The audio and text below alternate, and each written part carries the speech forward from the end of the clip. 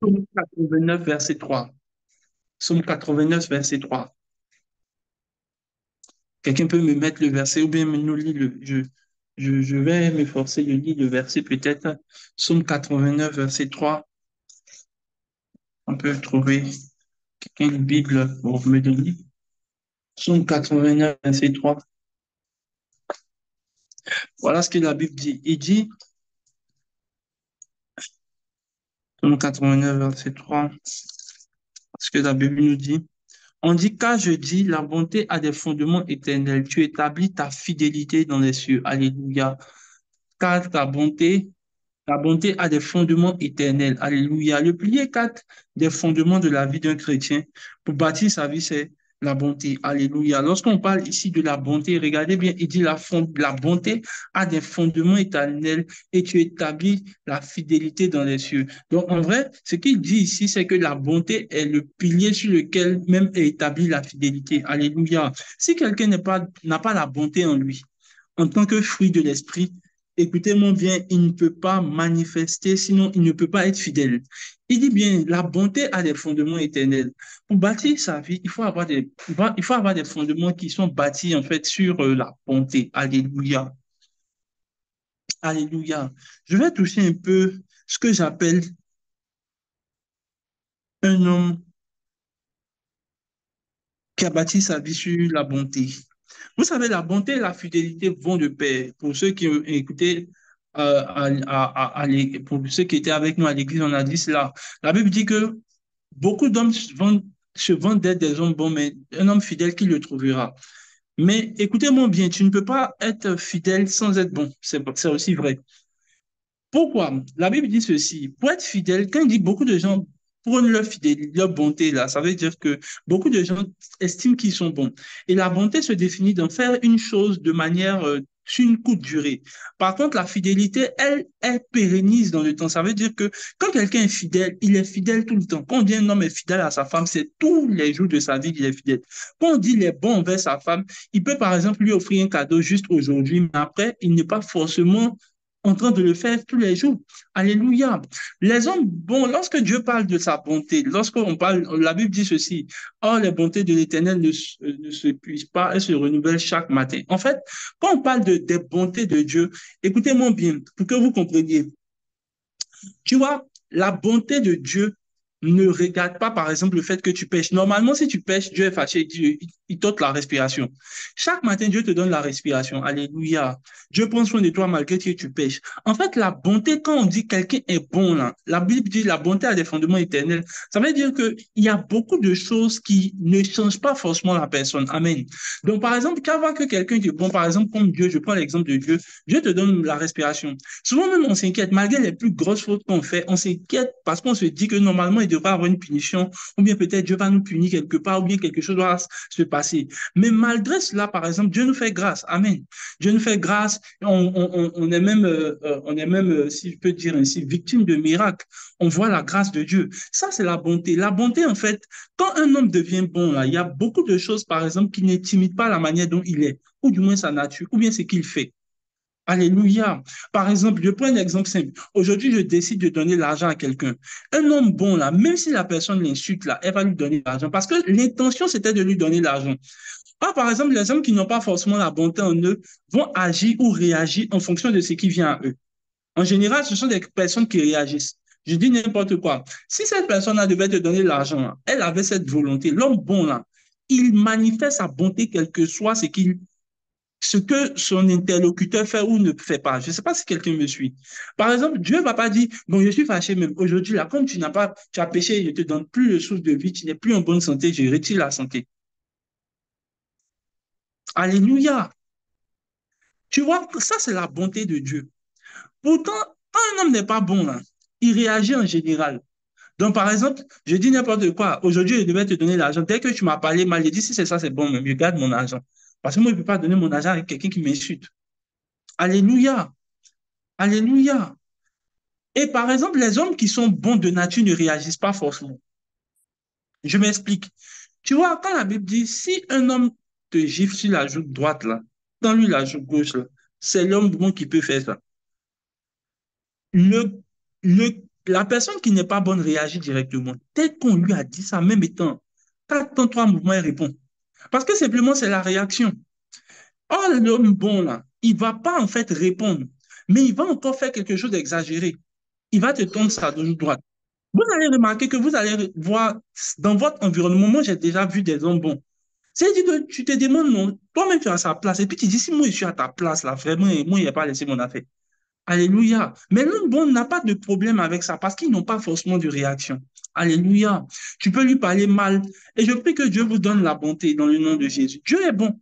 Quand on dit Dieu est bon, là, c'est-à-dire que demain, là, tu vas pécher ou tu vas pas pécher, ou Dieu va faire sortir le soleil. Demain, tu pêches, tu vas pas pécher, ou ce que tu fais, ce que tu vas pas faire, ou même si tu vas pas être reconnaissant, tu vas être reconnaissant. Bref, Dieu continue de renouveler ses bontés. Alléluia. Donc, dans la bonté, là, quand vous commencez à avoir la bonté comme fondement, là, tout ce que vous cherchez, là, vous ne réagissez plus forcément en fonction de ce que les gens font.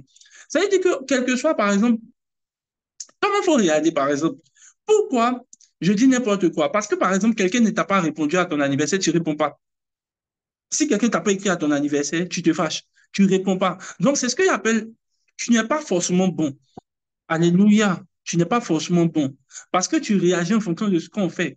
Et donc, si on prend le cas de Dieu, on va dire Dieu est bon parce que malgré toutes nos fautes, nos défaillances là, ça ne change pas en fait l'attitude de ce qu'il va faire dans notre vie. Donc, vous savez que vous devenez des hommes bons quand les attitudes ou les mêmes mauvaises attitudes des gens ne changent pas forcément la réaction ou du moins la chose que vous allez, où vous êtes. Alléluia. Alléluia. Est-ce que quelqu'un me suit? On me comprend ici, non? C'est bien, c'est clair, non? Que Dieu vous aide des hommes bons. Que Dieu vous aide des hommes bons. Les hommes bons, là, tu vas les insulter, ils ne vont pas réagir forcément. C'est parce qu'ils sont bons. Au contraire, tu finis de les insulter et puis après, même, vient te saluer. Toi, tu te demandes, mais est-ce que le gars, là, il va bien même? Alléluia. Souvent, Dieu nous fait des grâces, non? Nous-mêmes, on commence à avoir peur. On soupçonne que le gars, là, Dieu veut nous faire du mal. Tellement que c'est pas clair. Qui n'a jamais vécu ça? Tu pêches, hein? Mais les grâces qui viennent à toi, mais tu commences à avoir peur. Tu dis, oh, mais c'est pas un piège. Alléluia. C'est la bonté de Dieu.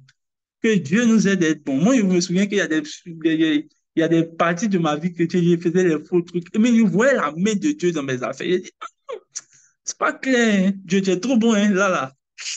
S'il n'y a pas un piège dedans, peut-être tu as mis ça, tu m'attends quelque part. Frère, Dieu n'est pas comme ça. Alléluia. Et donc, quand quelqu'un commence à manifester la bonté, là, tu peux trouver que il est bizarre. Tu lui as parlé mal, demain il te salue. Toi, quand on te parle mal, là, peut-être quelqu'un, tu l'as salué, il ne répond pas. Là.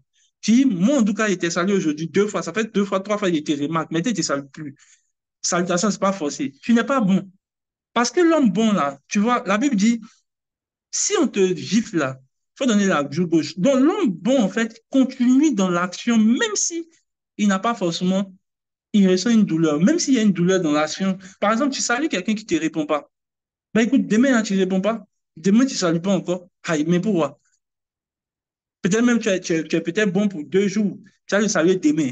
Deux fois, trois fois, il ne répond pas. Tu dis, moi, il ne salue plus. Tous les jours, il le salue, il ne répond pas. Moi, en tout cas. Donc, tu vois, non, tu n'es pas forcément bon. Alléluia. Tu n'as pas la bonté. Alléluia. L'homme qui est bon, là, il ne va pas regarder si le gars lui répond ou pas. Il va saluer tous les jours, même s'il ne répond pas. Mais je me souviens qu'il y a une voisine qui est chez nous.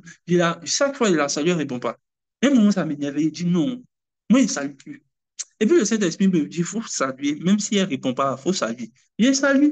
Et lui, ma femme me demande, quand ça salue, elle répond. Il dit, mais elle ne répond pas. Elle dit, ah, déjà, on n'est pas seul. Alléluia. Il ne faut pas réagir en fonction de ce que les gens te font ou pas. Sinon, tu n'es pas bon. Dieu ne réagit pas en fonction de ce que tu fais. C'est pour ça qu'il est bon. Alléluia. Que Dieu nous accorde la bonté. Alléluia. Alléluia. Toi, dès qu'on te gifle en même temps, non, ne pas laisser pour moi, ne pas laisser pour moi, tu n'es pas forcément bon. Alléluia. Quand on t'insulte là, tu dis, bon, en tout cas, moi, la manière de m'insulter, à moi, c'est ça, il ne parle plus à lui. Donc, frère, tu n'es pas bon, tu réagis. Donc, parce qu'il t'a insulté, tu l'insultes. Et même parce qu'il t'a insulté, bon, quand tu même essaies d'être un peu bien, tu dis, bon, en tout cas, moi, il ne va pas le citer en tant que chrétien, mais en tout cas, lui et moi, il ne parle plus à lui. C'est fini, ça. L'homme bon, là, il va venir le lendemain, mon ami, je te salue, passe à autre chose. Même si aujourd'hui, vous avez des discours, tu n'étais pas d'accord avec lui, l'homme bon ne va pas regarder parce que hier, on était en foi, je ne le salue pas. Il va le saluer, c'est peut-être un discours, on ne s'est pas entendu. Alléluia.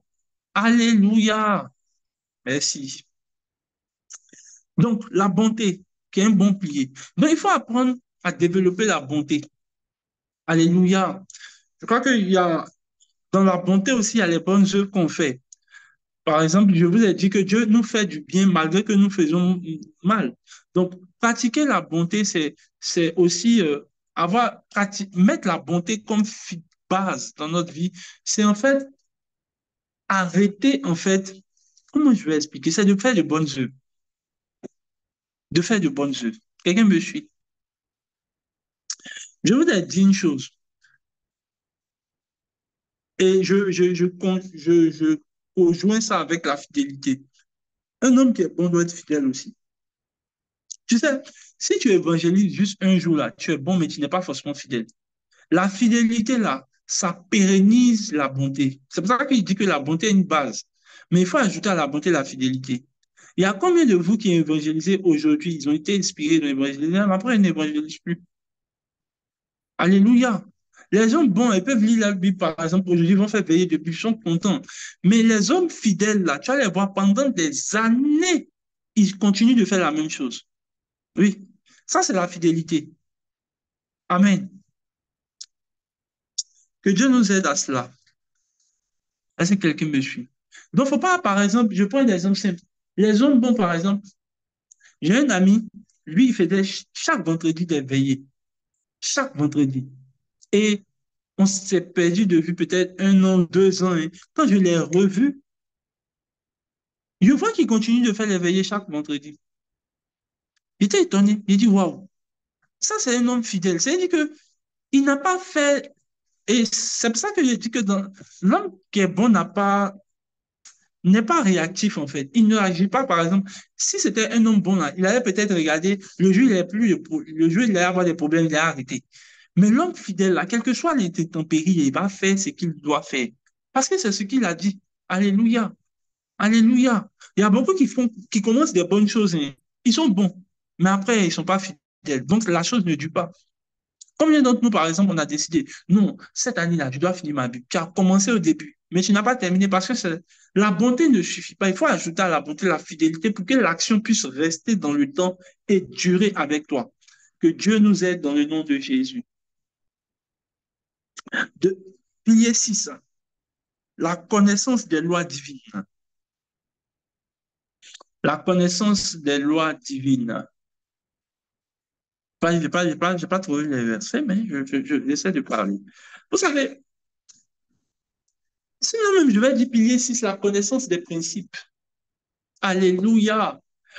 Vous savez, beaucoup de gens ont raté leur vie chrétienne déjà parce qu'ils ne connaissent pas les principes. Écoutez-moi bien. Pour que tu vives sur la terre, là, il y a un ensemble de principes sur lesquels nous tous sommes régis. Il y a le principe de la gravité, il y a le principe comment on appelle ça, de Newton, beaucoup de principes en fait.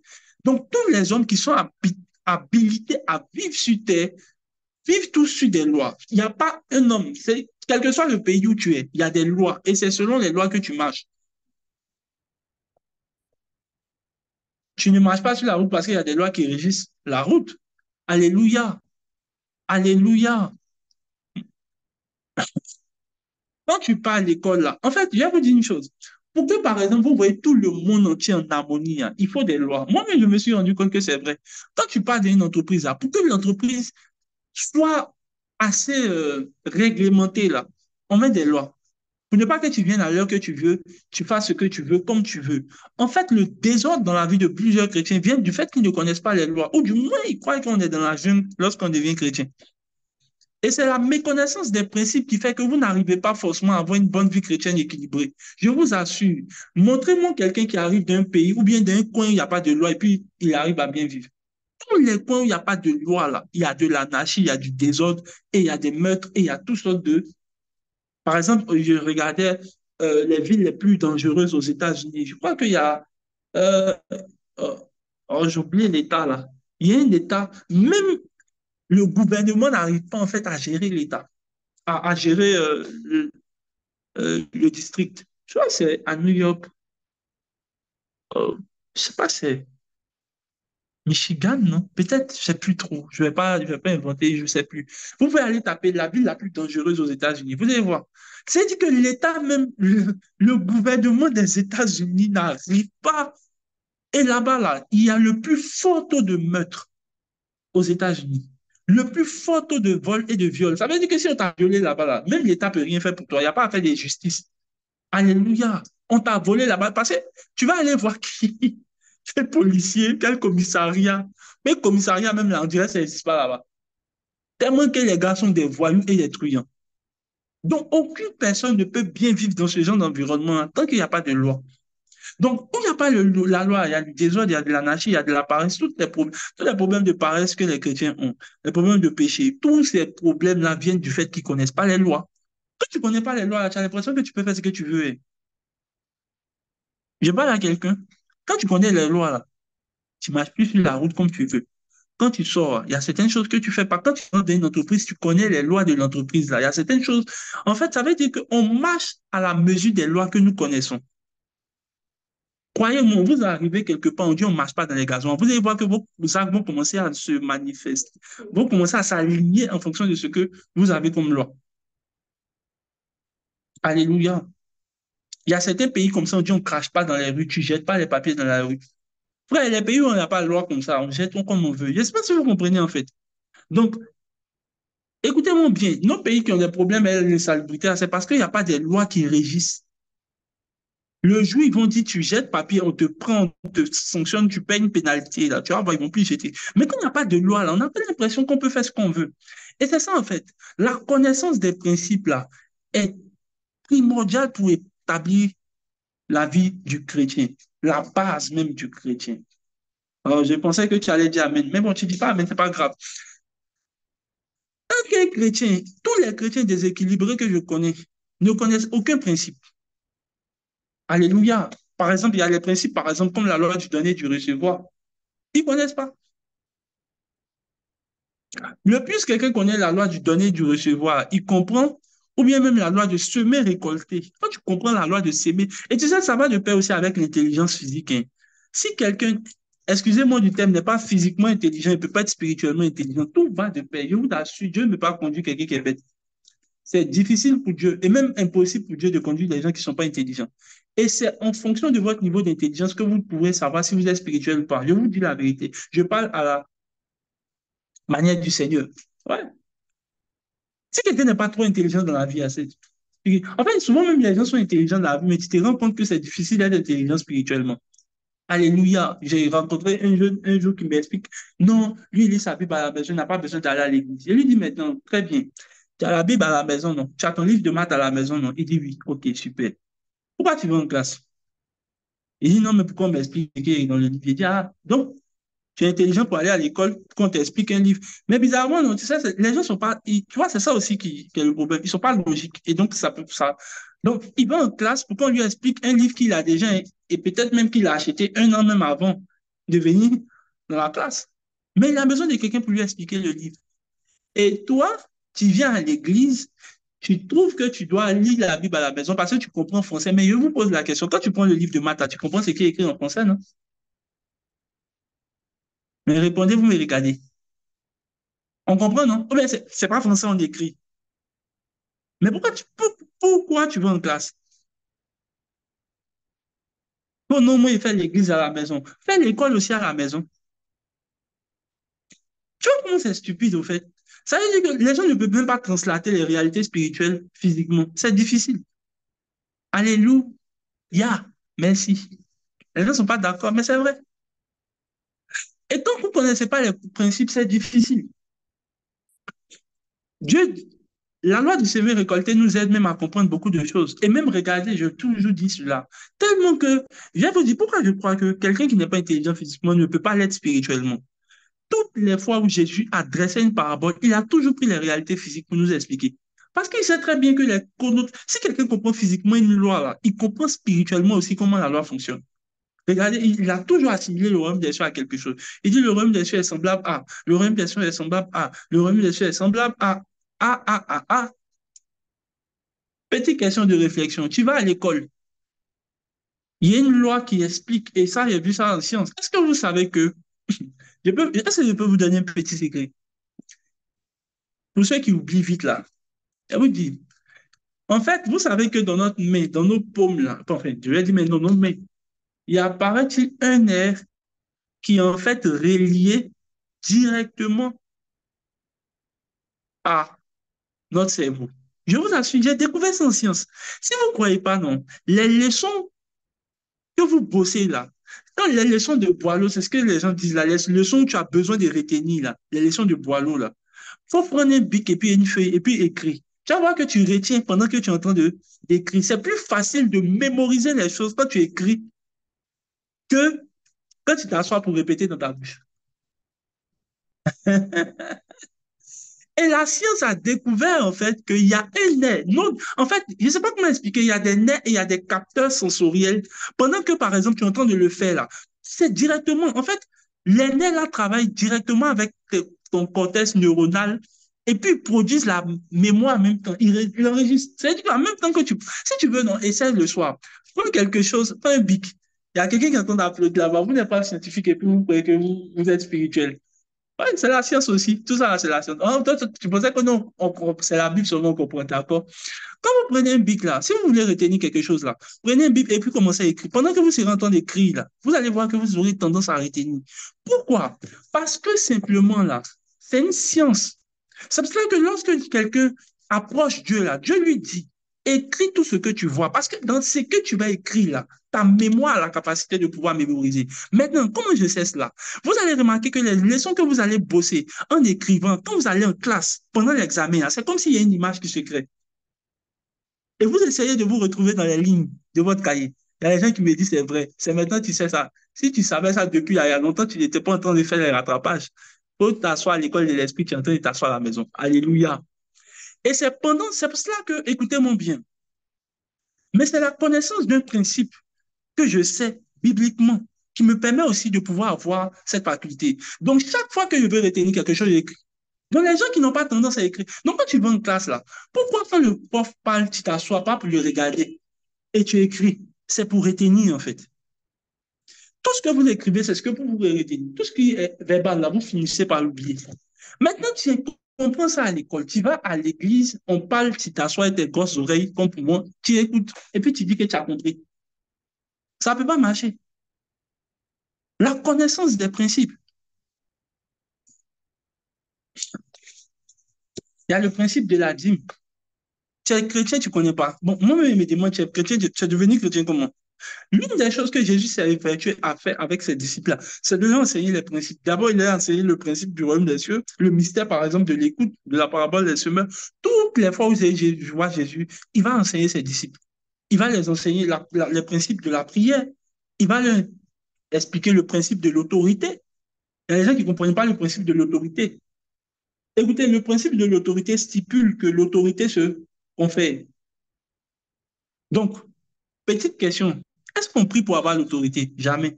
Puisque quand tu comprends que l'autorité se confère, ça veut dire que personne ne peut dire qu'elle a eu l'autorité par elle-même. Il y a quelqu'un d'autre qui nous confère l'autorité. Mais quand tu n'es pas intelligent spirituellement aussi, tu as tendance à croire qu'il faut prier pour l'autorité. Et encore même pire, personne n'a l'autorité s'il n'est pas soumis. La Bible parle de Jésus qui s'est lui-même soumis au Père des esprits et même encore les disciples disent, les démons nous ont été soumis parce que simplement ils ont obéi à ce que Jésus leur a dit. Donc c'est l'envoi. Maintenant, toi, tu vas avoir l'autorité puis tu n'es pas soumis à quelqu'un. Il y a un autre problème aussi que tu as, c'est la méconnaissance des principes. Il y a le principe, par exemple, de ce qu'on appelle les bergers. Pour ceux qui ne veulent pas avoir les... Bon, maintenant, tu sais, ils n'aiment plus les expressions père spirituel, ils n'aiment pas. Donc maintenant, on lui met berger. Là, c'est joli, non? Ça ne te dérange pas, non? Berger, voilà. Merci. Donc, il y a le principe des bergers. Jésus dit ceci, personne ne rend témoignage de lui. En fait, il y a tellement de principes, non, que si on veut s'asseoir pour expliquer les principes, tu ne vas même pas comprendre comment toi-même tu as fait pour être chrétien sans connaître les principes. Et c'est pour ça que tu peux vivre dans le désordre. Je peux vous donner un autre principe, le principe de la discipline. Est-ce que vous savez que si tout de suite, là, vous décidez de prier à 5 heures chaque matin, vous n'allez jamais prier. Vous n'allez jamais tenir pendant longtemps. Vous allez commencer au bout d'un moment. Et puis après, vous arrêtez. Vous savez pourquoi? Bon, c'est pas moi qui t'ai donné, quand tu as donné ta vie à Jésus, c'est pas moi, il faut aller chercher lui qui t'a donné. Je ne parle pas. Il faut continuer de lutter comme ça. Alléluia. Hein? Quand on vous dit de venir vous asseoir, on va vous enseigner. Oh non, j'ai accepté Jésus, je parle en langue. Ok, très bien, vas-y, parle en langue. Tu n'as pas compris les principes et tu es devenu chrétien. Tu vas te noyer. Alléluia. Si tu veux prier, si toi-même tu dis, je vais lire ma Bible, tu t'es discipliné, tu t'es dit, non, bon, aujourd'hui, à partir de 20 heures, je lis ma Bible chaque jour. Tu vas commencer, au bout d'un moment, tu vas arrêter. Tu sais pourquoi? Parce que il y a ce qu'on appelle dans la discipline la contrainte. Tout ce qui nous contraint nous discipline. J'explique. Tout ce qui nous contraint nous discipline. Je prends un exemple, tu vas comprendre. Tu dis, toi, seul, tu vas te lever à 5 heures pour prier. Tu vas pas, au départ, tu vas te lever 2 jours, 3 jours. Au bout d'un moment, tu vas arrêter. Si demain, on te dit que tu as un travail qui commence à partir de 7h00, frère, tu ne luttes même plus. Tu te réveilles à 5 heures chaque jour.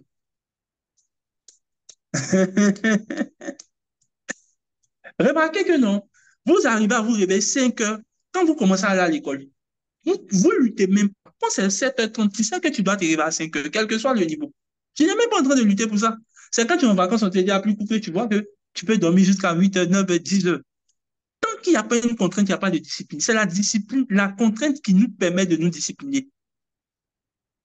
Si tout de suite là, on te dit, tu prends ton métro, tu quittes toute la ville, tu rentres à minuit. Demain à 7h, tu dois être au boulot. Là. Tu vas arriver à la maison à minuit. Tu vas dormir peut-être 5 heures de temps.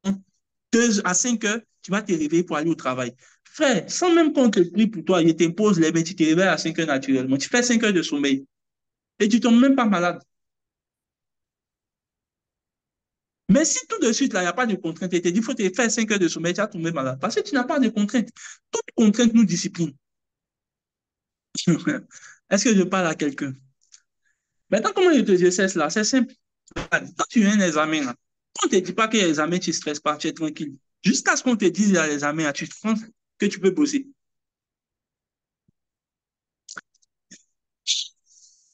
Le coup fait 300 pages. Tu dis 300 pages là, qui va bosser? Attends, ils vont te donner la date de l'examen, tu vas voir. Comment tu vas à l'examen, puis tu as mis 300 pages dans ta tête, tu dis, oui, je suis l'homme.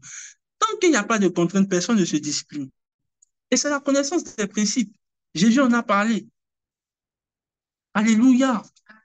Il y a ce qu'on appelle la loi de la prévision. Quand Jésus parlait, il disait ceci, il dit, lequel d'entre vous, lorsqu'il donne, en parlant de donner sa vie à Jésus, il dit, lequel d'entre vous, lorsqu'il veut bâtir une maison, ne s'assoit pas pour réfléchir à tout ce que ça va engager comme dépense avant de commencer la maison. Il dit de peur que la personne ne commence et puis ne s'arrête en plein cours de chemin. Tu sais pourquoi ta vie chrétienne commence et puis tu t'arrêtes au bout? Parce que tu ne connais pas le principe que Jésus a enseigné de base. S'il vous plaît, il y a gâté le micro des gens qui sont en train de déranger mon truc.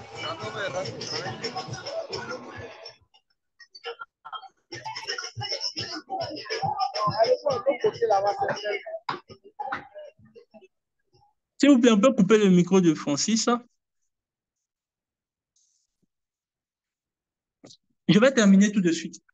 Le principe stipule quoi? Jésus dit, lorsque vous voulez commencer une chose là, vous devez pouvoir mesurer déjà si vous allez terminer.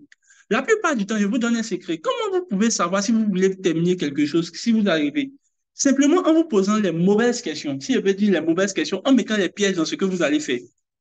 Toi, quand tu veux commencer à construire ta maison, là, ou bien quand tu veux commencer une activité, quand tu veux commencer un business, là, tu sais pourquoi le business n'arrive pas, ou bien même quand tu commences des résolutions, tu ne termines pas. Parce qu'en général, tu n'as jamais mesuré, en fait, les contraintes, ou du moins, les problèmes qui pouvaient survenir lorsque tu allais faire ce que tu es en train de faire. Je prends un exemple simple.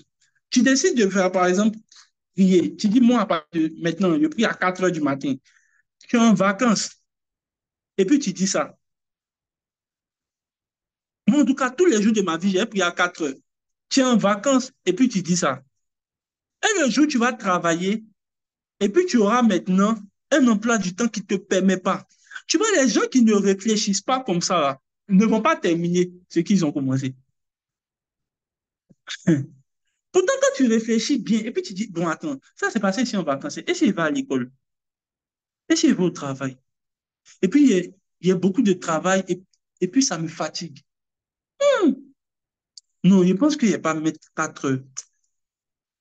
8 heures, je sais que ça, je peux respecter. C'est-à-dire que quand tu vas commencer à réfléchir comme ça, là, le jour où les problèmes vont arriver, là, même à 8 heures, tu pries. Parce que déjà, là, tu as réfléchi à ce que Jésus a dit, tu as calculé les dépenses de ce que ça pouvait engendrer. Mais toi, dès que ça, tu sens ça dans ton cœur, en même temps, tu fais. Mais tu vas arrêter ça au bout d'un moment. Je vous ai déjà dit ici que lorsque je commençais Zoom, j'étais encore étudiant. C'était au Burkina en 2019-2020, non, oui. Et quand j'ai commencé à, je me suis moi-même posé la question, Déroli, et si tu travailles? Et s'il y a un embouteillage? Frère, il a testé tout ça là, et puis il a dit, oui, et sans qu'il peut, je vais.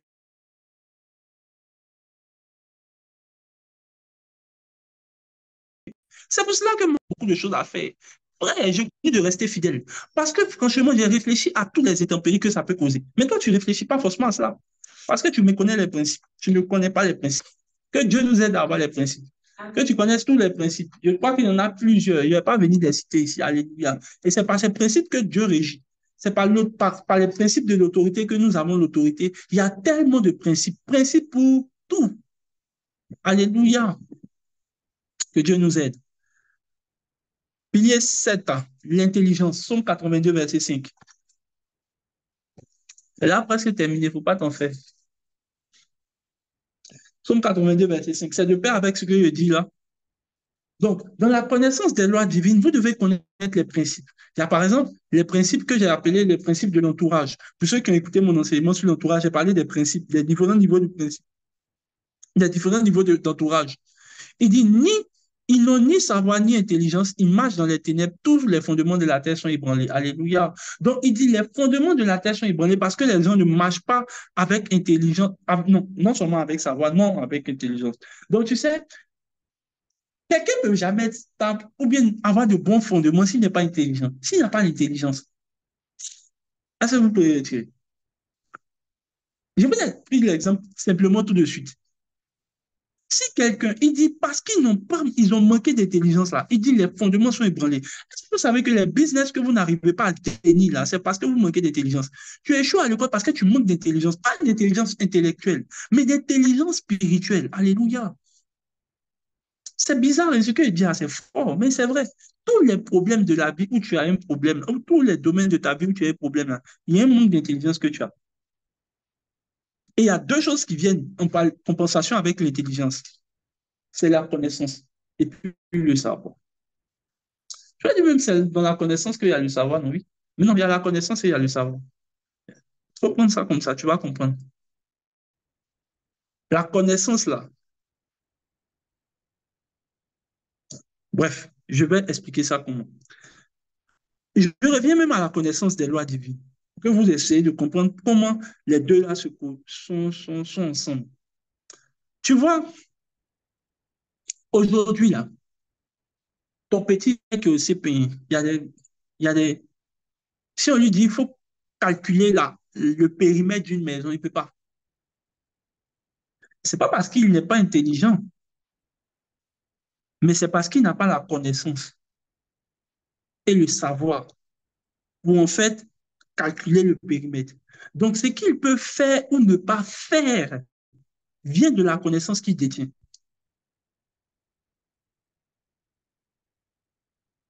Et vous savez que tous les problèmes de la vie, vous n'avez pas la connaissance là. Vous n'êtes pas forcément, ne vous rendez pas éligible à devenir. Alors, je vais donner une forte révélation, une très forte révélation. Très, très, très, très forte. Et c'est que tu as t'assois et puis tu as réfléchi, et puis tu as revenu, et puis tu as dit, attends, il n'a pas expliqué encore, sinon tu ne vas pas comprendre. Chaque problème qu'un homme rencontre, ou chaque situation devient un problème, lorsqu'elle ne trouve pas en face d'elle celui qui est éligible pour le résoudre, pour la résoudre, si je peux dire ça ainsi. Je répète, comme tu as vu, je savais qu'il y a des gens qui vont aussi. En fait, une situation devient un problème lorsqu'elle ne trouve pas en face l'interlocuteur qu'il faut pour résoudre, pour la résoudre. Très simple. Tu sais, si tout de suite tu t'envoies une voiture, tu n'es pas mécanicien, tu ne peux pas régler ça, ça devient un problème pour toi. Un mécanicien ne peut pas trouver ça problématique. Pourquoi? Il a la connaissance qui lui fait de lui un mécanicien pour gérer ça. Donc, tout ce qui devient un problème pour toi, là, n'est pas un problème pour quelqu'un d'autre qui a la connaissance pour devenir. Tout de suite, là, il envoie une panoplie de médicaments. Il dit, il faut choisir les médicaments qui vont te guérir. Tu ne peux pas. C'est un problème pour toi. Parce que simplement, là, tu n'as pas la connaissance qui te permet de devenir un pharmacien. Il n'est même pas, il ne stresse pas. Tu envoies un pilote. Tout de suite, là, il te donne un jet et puis il te dit, il faut conduire. Frère, tu as les problèmes parce que tu ne sais pas où on allait, tu n'as pas la connaissance. C'est la connaissance qui te permet de devenir et qui te... Écoutez-moi bien, tous les problèmes qui sont en face de nous requièrent un devenir pour les régler. C'est pour ça que Jésus n'est pas venu régler nos problèmes. Il est venu faire de nous. C'est ce qu'il peut faire de toi qui va en fait permettre de résoudre les problèmes. Donc, lorsque vous êtes en face d'un problème là, la première chose que vous devez faire, ce n'est pas de prier. Bon, même si vous priez là, c'est de chercher la connaissance qui permet de pouvoir résoudre le problème. Je prends un exemple simple. Tu sais pourquoi tu as les problèmes d'argent? Est-ce que selon vous, devant tes problèmes de 1 000 euros, c'est un problème chez Bill Gates? Pourquoi? Il est riche. C'est-à-dire que 1 000 euros, là, ça constitue un problème pour toi qui n'est pas en fait, qui n'a pas la connaissance pour devenir riche. Je ne sais pas si vous comprenez un peu. Pourtant, devant la santé, Bill Gates a des problèmes. Il a des problèmes. Parce que devant lui, il ne peut pas régler les problèmes de santé. Il y a quelqu'un d'autre. Chaque problème que vous rencontrez requiert la connaissance. C'est la connaissance, ou du moins le manque de connaissance devant un problème qui fait que vous êtes toujours dans un problème. Frère, il a grandi, avant il priait beaucoup. Maintenant, il cherche à devenir. C'est pour cela que j'ai commencé à me donner dans la connaissance. Lorsque je ne maîtrise pas les choses de l'avocat, les problèmes de... J'ai un ami qui fait le foncier. Depuis qu'il a commencé à faire le foncier, il a commencé à s'intéresser à toutes les lois qui régissent le foncier pour ne pas être trompé, pour ne pas être abusé. Donc, ça ne constitue plus un problème parce que maintenant, il a la connaissance du foncier. Donc, devant chaque problème auquel vous faites face là, ce n'est pas la prière, c'est un devenir que vous devez avoir.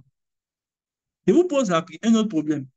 Actuellement, peut-être il y a un problème de sécurité. Est-ce que c'est un problème pour un gendarme? Pas du tout. Il a la connaissance qui lui permet de pouvoir maintenant dealer avec un problème. Le manque de connaissances que vous avez ne permet pas de pouvoir gérer le problème. Jamais. Tu vas prier en langue. Oh Seigneur, 1 000 euros, 1 000 euros, 1 000 euros, 1 000 euros, 1 000 euros ne viendra pas. Tant que tu n'as pas la connaissance qui te rend ou qui te permet de devenir riche pour maintenant régler le problème.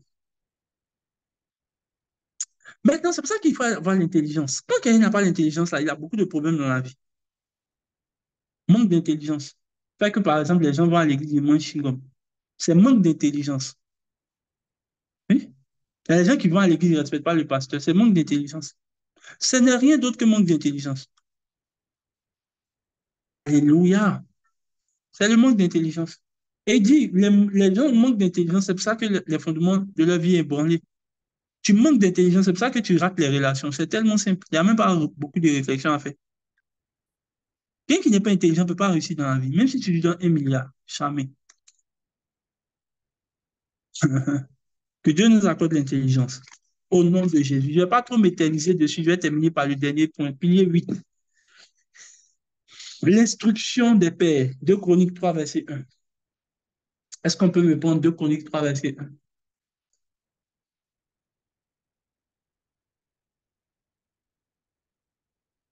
L'intelligence. Et donc, quand vous êtes né de nouveau, les fondements que vous devez chercher là, c'est l'intelligence. Et l'intelligence vient en écoutant des gens qui sont intelligents eux-mêmes, spirituellement parlant, et qui ont de la connaissance. Donc, allez vous asseoir avec les gens qui en connaissent plus. Tu vois, toi, tu as commencé ta vie chrétienne, tu ne t'assois pas avec les gens qui connaissent la vie chrétienne, qui ont... Écoutez-moi bien. OK, je vais lire rapidement. Salomon commença à bâtir la maison de l'Éternel sur la montagne de Morija qui avait été indiquée à David, son père, dans le lieu préparé par David à l'aide d'Onan le Jébusien. On précise 3 fois ça pour que tu comprennes quelque chose. Le petit Salomon n'est pas venu faire la maison où il voulait. Il est venu et regardez, la Bible dit qu'il avait été indiqué par David. C'est-à-dire que Dieu a indiqué quelque chose à David. Et vous ne savez pas, Salomon n'a pas forcément eu l'intelligence pour construire. C'est son père David qui lui a enseigné. On peut retirer le verset. C'est son père David qui lui a enseigné les choses qu'il devait savoir pour maintenant bâtir sa vie chrétienne. J'aime bien ce verset-là, qu'on nous a appris à l'école du dimanche. On dit, enseigne la voie, c'est dans Proverbe même. Il dit, enseigne à l'enfant pendant qu'il est petit la voie qu'il doit suivre, pour que quand il grandisse, il ne s'en détourne pas. Alléluia. Donc, ça veut dire qu'il y a des gens comme nous autres là, qui avons bien vécu la vie chrétienne ou qui vivons bien la vie chrétienne. C'est parce qu'on a réussi très petit, quand il parle petit spirituellement, très petit les enseignements sur lesquels nous ne nous détournons plus. Regarde-toi comment tu te détournes. Tu fais, quand même, c'est plus détour. Je ne sais même plus si c'est détour, on appelle. Toi, tu t'es perdu carrément. Parce que détour, ça veut dire que tu tournes un peu puis tu reviens sur le chemin. Toi-même, là, tu es en train de te perdre. Tu es en train de te perdre. Pourquoi? Simplement parce que tu n'as pas la connaissance. Tu n'as pas forcément ce qu'on appelle l'instruction des pères pour te diriger. Alléluia. Alléluia. Écoutez-moi bien, l'une des choses, moi, je me suis rendu compte qui est vrai pour tous les chrétiens qui sont équilibrés, c'est qu'ils ont eu des personnes qui leur ont dit ça, on ne fait pas, ça, on fait, on te conduit. Mais il y a toujours des brebis, même pas des brebis, des boucs grisés en brebis qui sont là. Non, moi, je vais faire ce que je veux. Moi, je vais aller où je veux. Moi, je suis, moi, je pense ça. Moi, je crois ça. Écoutez, tous les chrétiens les plus déséquilibrés que je connaisse commencent déjà avec le principe de ne pas. Écoutez, la Bible n'a pas dit que Salomon a fait ce qu'il voulait, où il voulait. La Bible dit c'est selon que son père David lui l'instruit qui l'instruit. La preuve, c'est que dans le Proverbe, beaucoup qui ne savent pas, c'est David qui lui a donné tous ses conseils. Alléluia. Donc, la sagesse de David est transcrite dans le Proverbe. Et lui-même, il enseigne aussi cela à son enfant. Question, est-ce que toi, tu suis les instructions? D'abord même, est-ce que tu as quelqu'un qui est pour toi, qui te donne les instructions dans un domaine qui te dit on fait ça, on ne fait pas ça, qui t'enseigne les voies que tu dois suivre? Mais toi, tu es venu dans la vie chrétienne comme ça. Tu es venu, boum, boum, toi, tu es le Dieu Tout-Puissant. Tu fais comme tu sens bon. J'ai entendu un témoignage et ça m'a fait pitié. C'était, ça m'a fait pitié. Ça m'a fait pitié, puis j'étais attristé. Un jeune converti, là, 1 an. Yamsoko Label, il a 1 an de conversion. 1 an, il dit, mais même 1 an, même là, c'est pas beaucoup parce qu'une rentrée scolaire, c'est septembre. Ça n'a même pas fait septembre. On lui a enseigné un peu. Et on enseigne même. Il prie un peu en chant parce qu'ils sont venus écouter un enseignement sur la prière. Ils écoutent les pasteurs en ligne là-bas. On leur dit, il faut prier, lire la Bible. Et puis, ils pensent que. Et un jour, ce qui se passe, c'est qu'il a une soi-disant révélation sur le pasteur de l'église. Et il dit, il va aller dire au pasteur la révélation que Dieu lui a donnée, qu'il doit prier pour le pasteur. Vous êtes étonné. Ah, ok, très bien. Maintenant, je vous explique maintenant la partie qui me fait bizarre et même qui m'a plu ou bien qui m'a fait rire. Il y a le protocole du pasteur. Donc, il va voir le protocole du pasteur. Il demande, mais tu veux voir le pasteur pourquoi? Il dit non, qu'il a une révélation, que le pasteur doit s'élever dans la prière. Et Dieu lui a dit de venir prier pour le pasteur. Il dit, ah, que tu ne peux pas prier pour le pasteur, que actuellement, tu ne peux pas prier pour le pasteur. Pourquoi toi, c'est quelle bonne révélation tu as reçue? Et regardez où il va me tuer. Il dit au protocole du pasteur qu'il est orgueilleux, que tu vas le punir, que lui, il veut dire quoi? Donc, Dieu ne peut pas lui parler aussi pour le pasteur. Et, tu vois, toi-même, tu es là, tu y es, hein, c'est parce que les gens manquent d'intelligence. Alléluia. Le jour j'ai entendu ça, il a pleuré, un nouveau converti. Il veut prier pour son pasteur. On doit les chicoter en griffe. Mais c'est parce qu'il y a pas, parce que tu te lèves, il n'y a pas quelqu'un qui peut t'arrêter. C'est le Dieu Tout-Puissant. Personne ne peut t'arrêter. Fais ce que tu veux comme tu veux.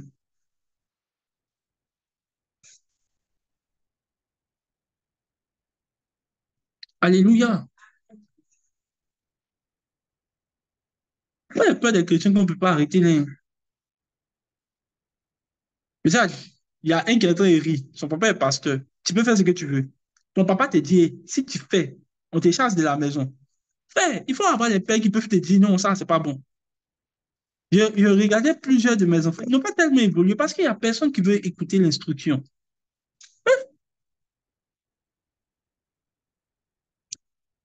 David a réussi, ou du moins Salomon a réussi à avoir un cœur qui pouvait lui donner de pouvoir bâtir de grandes choses.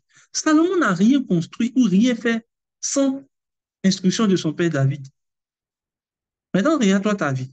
C'est bâti sur quelle instruction? La Bible dit, enseigne l'enfant pendant qu'il est petit. Pour que quand il grandisse, il ne puisse pas s'en détenir. La bonne question, tu as reçu quel enseignement du bas? Je ne vais pas parler des pasteurs en ligne. Tu as écouté l'enseignement sur la sanctification du pasteur Marcelo. Est-ce que ça t'a aidé? Est-ce que ça t'a aidé?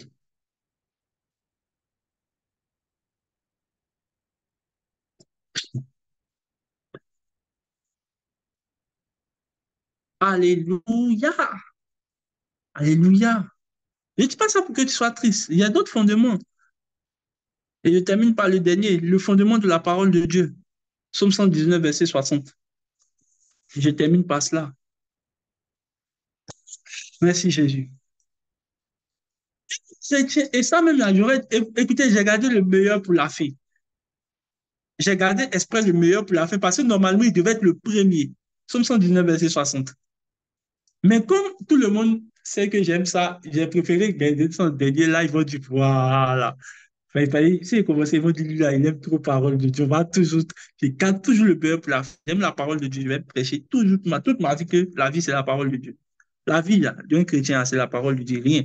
Il dit, je me hâte, je ne diffère point d'observer tes commandements. David dit, j'essaie ta parole dans mon cœur afin de ne pas pécher contre toi. Il y a un autre verset qui me plaît bien. Il dit, oh, tu peux retirer, il dit, je n'ai pas réussi à trouver, mais c'est de son. Il dit, tes paroles sont le fond, c'est toutes tes paroles. La Bible dit ceci. On dit, toutes choses ont été faites par elle et rien de ce qui n'a été fait n'a été fait sans elle. Écoutez-moi bien, écoutez-moi très bien, écoutez-moi. Je répète 15 000 fois très bien. Tu ne peux jamais, et ça même là, même, c'est pas une prétention, je le dis avec, et je sous-signe, je sous-signe, et même le ciel actuellement en train d'applaudir pour ma parole. Je dis, tu peux jamais être un bon chrétien, même être bon mental, être à vie de prière, sans la parole de Dieu, impossible, impossible. Ça veut dire que quand je dis ça, les gens sont choqués. Je préfère 10 fois quelqu'un qui prie, que quelqu'un qui prie pas, mais qui maîtrise la parole de Dieu. Lorsque tu connais la parole de Dieu, tu raccourcis tes prières. Les gens qui parlent beaucoup ne prient pas bien. Ils ne connaissent pas la parole de Dieu. Quand tu commences à voir quelqu'un qui prie beau, quand tu vois c'est flagrant quand tu dis on va adorer le Seigneur. Ô éternel, mon Dieu, mon roi, toi qui es bon dans le ciel et la terre, toi qui es établi. Frère, quand tu entends ça, mais tu sais que c'est un gars, il manque de connaissances dans la parole de Dieu. Tu sais, c'est ça aussi. Quand tu manques de vocabulaire, tu ne peux pas bien parler. Tu as vu quelqu'un qui manque de vocabulaire, qui parle bien. Il cherche les mots.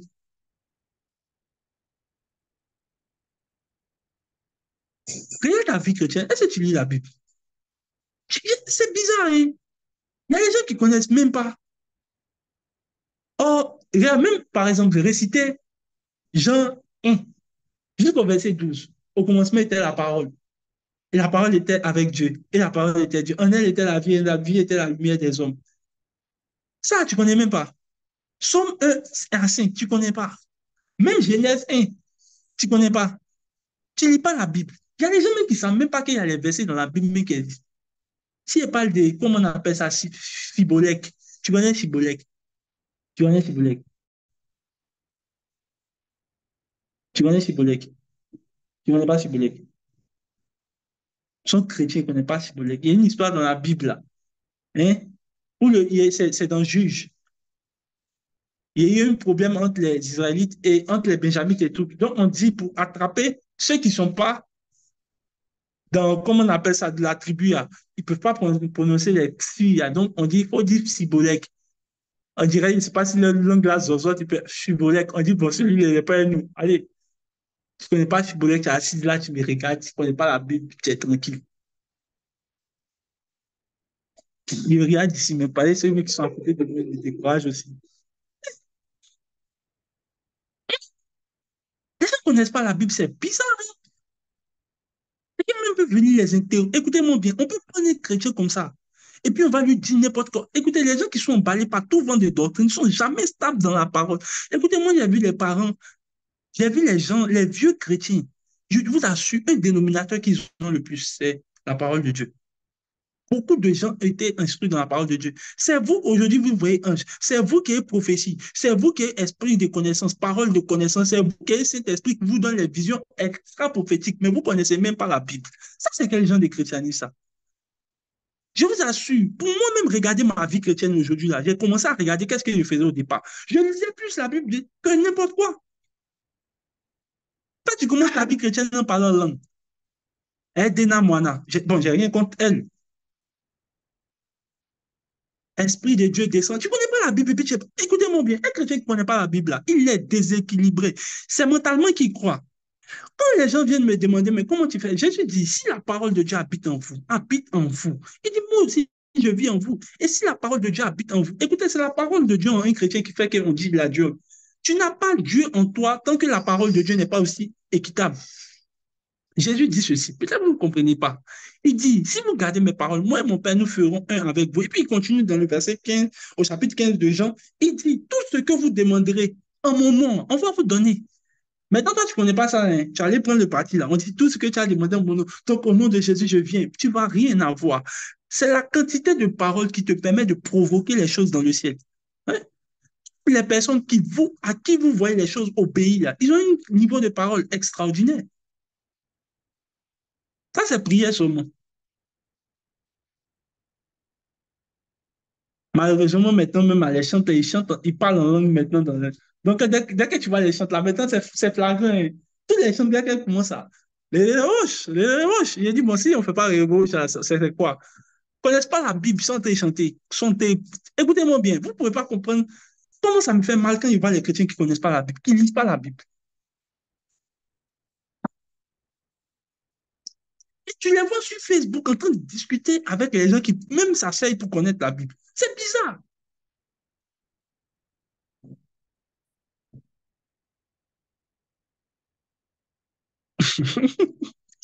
Bref, le fondement de la vie d'un chrétien, c'est la parole de Dieu. Jésus dit ceci maintenant. Il dit, celui qui pratique la parole de Dieu est semblable à un homme qui a bâti sa maison sur le roc. Donc la maison sur le roc dont Jésus parle là, c'est quelqu'un qui non seulement connaît la parole et la pratique. Écoutez, et puis il dit, les vents, les tempêtes viennent là, la maison reste stable. Maintenant, tu vois, toi, un petit problème, normalement, tu es déstabilisé. Je suis découragé, je suis déstabilisé. Il y a besoin de paroles d'encouragement. Il y a que les chrétiens qui ne lisent pas la Bible là, qui ont ce genre de problèmes là. Moi, j'ai besoin de quelqu'un pour m'encourager. Je vous assure, j'ai dit ça et j'ai redit ça aujourd'hui. Le ciel m'est témoin. Je vais toujours dire ça. Les gens pensent, le jour où il y aurait besoin de paroles de motivation, c'est que je suis en train de partir en enfer. Sérieux, je suis trop motivé par la parole de Dieu. Je vous dis la vérité. J'ai réussi. Les gens pensent qu'ils vont venir me dire non, si ça va aller, il faut te fortifier. Vraiment, même si j'ai perdu tous mes parents, tous mes aïeux ou bien qui tu veux, il n'y aurait pas besoin d'encouragement.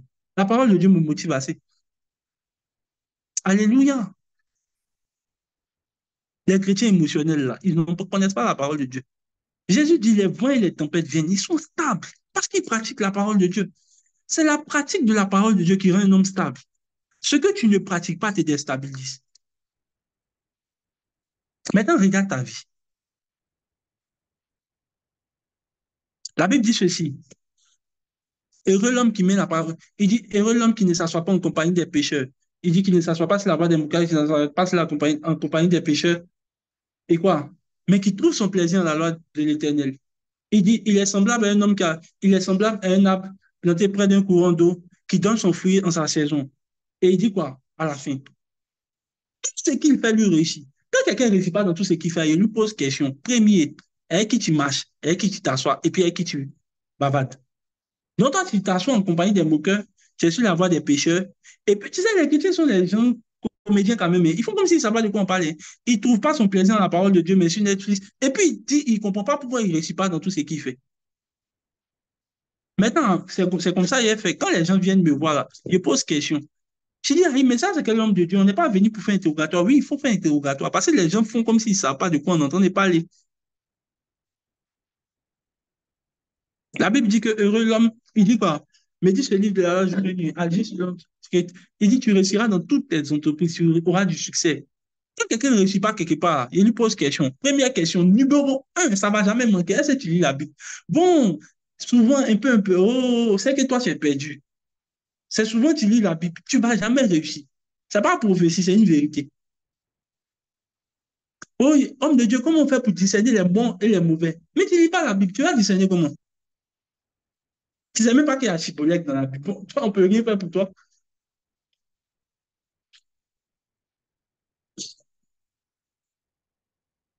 C'est terrible, hein.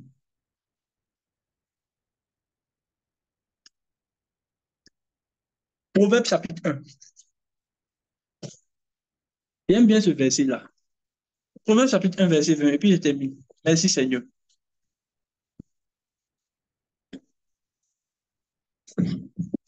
Verset 20.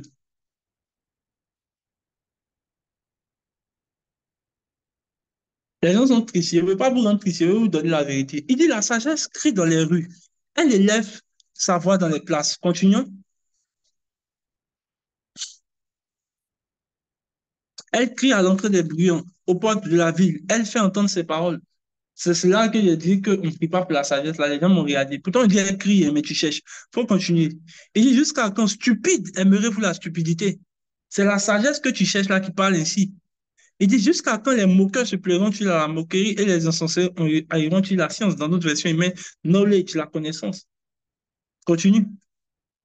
Il dit tournez-vous pour écouter mes réprimandes. Voici, je me répondrai sur vous quoi, mon esprit. C'est la sagesse qui parle ainsi, s'il te plaît. La sagesse pour laquelle tu pries quand tu as tes examens, Seigneur, donne-moi l'intelligence et la sagesse.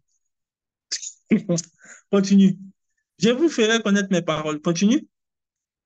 Il dit, puisque j'appelle et vous résistez, puisque je dans ma main et que personne n'y prend garde, puisque vous rejetez tous mes conseils et que vous n'aimez pas mes réprimandes,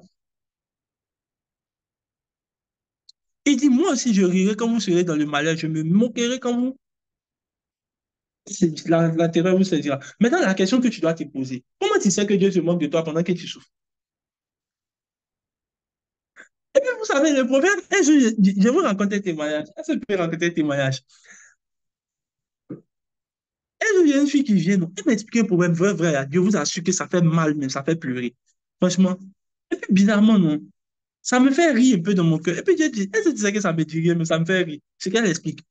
Pour être poli, je n'ai rien dit. Mais Dieu m'a dit, ça fait rire. Je ne sais pas pourquoi. Imaginez, quelqu'un vous raconte un problème, et puis c'est la première sensation que vous avez, c'est de rire. Je riais, hein. Il dit, mais son problème est sérieux, et puis ça me fait rire. Hein. Frère, Dieu dit, c'est comme ça me fait rire. Et regardez ce qu'il dit après. Il dit, parce que simplement, et il dit quoi? Le jour où vous allez m'appeler là, je ne vais pas vous répondre. Est-ce que vous avez remarqué? Je vais vous dire la vérité. Comment je sais que vous êtes dans ce cas?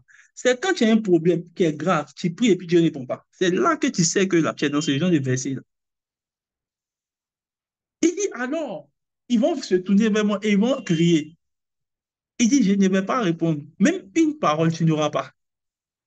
Et puis tu dis, je ne sais pas, j'ai prié, j'ai vraiment gêné, mais Dieu ne m'a pas parlé. Il ne t'a pas parlé. Il dit, parce qu'ils ont haï la connaissance. Est-ce que vous savez que le jour où Dieu vous a donné un enseignement qui aurait pu vous préserver de quelque chose que vous n'avez pas écouté là, la conséquence là, c'est qu'il ne vous écoute pas aussi, le jour où vous avez vos problèmes. Mais tu ne connais pas la Bible, c'est ça aussi. Et puis tu te fâches. Il y a des chrétiens qui ont des problèmes. Et la fille, elle pleure, elle est fâchée contre Dieu. Elle dit, c'est pas pourquoi Dieu ne répond pas, que vraiment, elle, tout ce qu'elle traverse, elle a perdu du temps, elle a perdu du temps, elle n'a pas eu du temps. Il dit, mon cher, ça fait rire à Dieu. Faut imaginer Dieu se moque de toi pendant que toi, tu es en train de penser que Dieu est patient, Dieu est en train de faire les choses dans son temps. Tu souffres hein, et tu es perdu. Le problème, quand tu ne connais pas la Bible, tu es en train de croire des bêtises. Je crois une chose. Les hommes régulent leur vie en fonction de ce qu'ils savent de la parole de Dieu. Mais tu ne lis pas. Regarde, aujourd'hui, je vous assure, un chrétien qui ne lit pas la Bible, ça me donne mal à la tête. Tu es chrétien comment? Comment tu peux bâtir les bases de la vie? Regarde ce que la Bible dit dans le psaume 119. Il dit, comment le jeune homme rendra-t-il plus son sentier? Il y a une autre version qui dit, comment le jeune homme rendra-t-il ses voies parfaites? Comment le jeune homme rendra-t-il ses voies droites? Comment un jeune homme pourra conduire et diriger sa vie? Dans d'autres versions, il dit, c'est en méditant sur ta parole. Frère, je ne crois pas que tu puisses conduire ta vie à un seul pas même si tu ne connais pas la parole de Dieu. Regarde comment ta vie est bizarre. Le jeune homme rendra-t-il ses sentiers droits? Ta vie là-même, c'est pas droit, je ne sais même pas, ça peut ressembler à quel couple. Pourquoi? Parce que simplement, tu ne connais pas. Tu te diriges comment? Avec tes émotions. Moi, je sens que j'ai la conviction que, écoutez-moi bien, les chrétiens qui ont la conviction, c'est pas dit. Alors, je viens même pour terminer, même parce que les gens m'ont raconté que quand souvent ils sentent une conviction dans leur cœur, c'est dit que c'est Dieu qui leur a parlé. Faux. Archi faux. Archi faux. Archi faux. Tout ce qui n'est pas le fruit de conviction est un péché. Il n'y a pas de problème. Souvent, quand tu n'étais pas convaincu de donner la dîme, c'était un péché. Non, je te pose la question. Une conviction sans connaissance, là, c'est confiture.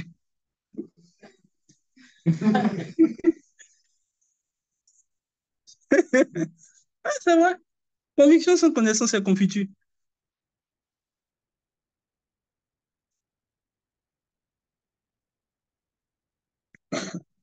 Est-ce que c'est parce que ton petit frère n'est pas convaincu que les blancs ne portent pas chaussures, que c'est lui qui ne porte pas chaussures? C'est parce qu'il n'est pas là-bas qu'il voit. Ou bien, oui ou non? Toute conviction sans connaissance, là, c'est confiture. Donc, il y a les gens, non, moi, je suis convaincu que c'est le bon, mais tu l'as laissé, non? Pourquoi tu pensais que c'était vrai? C'est la connaissance qui fait. Si on te demande de te pas, tu étais convaincu. La conviction sans connaissance, là, c'est confiture. Je termine par là. Que Dieu nous aide. Que sa grâce soit avec nous. Je n'ai pas, il y a d'autres piliers, mais je veux m'arrêter parce que on a la partie 3 et je crois qu'on doit sursoir cela. Mais écoutez-moi bien, ces enseignements sont venus pourquoi? Réguler notre vie. Dieu veut mettre les bases, jeter les bases. Frère, si tu n'as pas encore tous ces fondements, va t'asseoir, va recommencer, va placer les briques et recommence à bâtir les fondements. Écoutez-moi bien, la hauteur d'un immeuble là est déterminée par le type de fondation qu'elle peut avoir.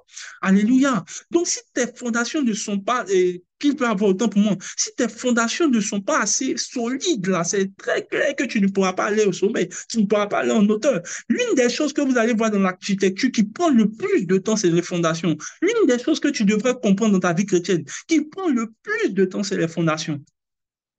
Ma prière, c'est que tu aies les bons fondements, que tes fondements ne soient pas ébranlés à la moindre tempête, que tous les problèmes que tu rencontrais, que tu rencontres également aujourd'hui, puissent prendre fin dans le nom de Jésus, à cause des fondations que Dieu établit dans ta vie. Dans le nom puissant de Jésus. Que la grâce de Dieu soit avec vous. Excellent week-end à vous. Que Dieu vous bénisse.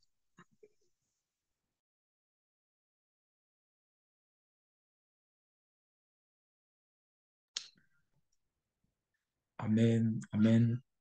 Que Dieu nous bénisse abondamment et nous aide vraiment à adopter tous ces piliers-là dans notre marche avec Christ. Donc, nous passons aux annonces et nous aimerions bien accueillir toutes les personnes qui se connectent sur cette plateforme pour la première fois.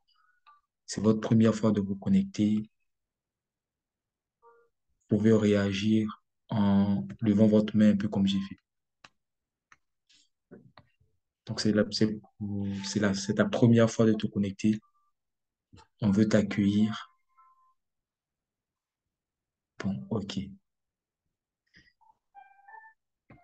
Donc, pour tous ceux qui veulent entrer en contact avec l'homme de Dieu, vous pouvez utiliser ce numéro-là. Le, donc, l'école de l'esprit possède également un dévotionnel. C'est le dévotionnel qui a été lu après le temps de prière. Donc, vous pouvez vous procurer le dévotionnel en contactant même le numéro de la salle précédente. L'école de l'esprit est également sur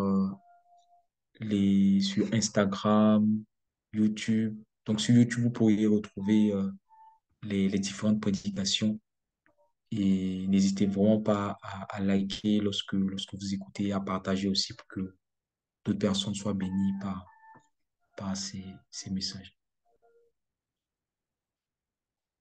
Donc, pour finir, si vous aimeriez soutenir le ministère, donc voici ces différents moyens.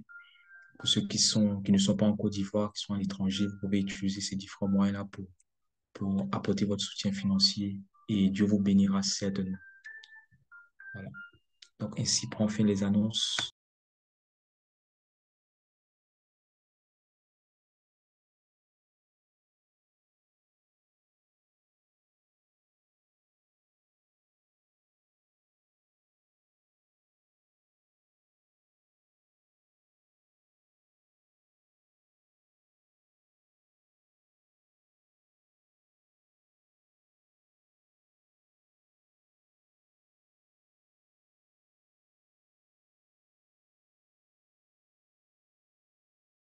Je pense qu'il s'est déconnecté. Donc, voilà. Donc, ainsi prend fin le programme.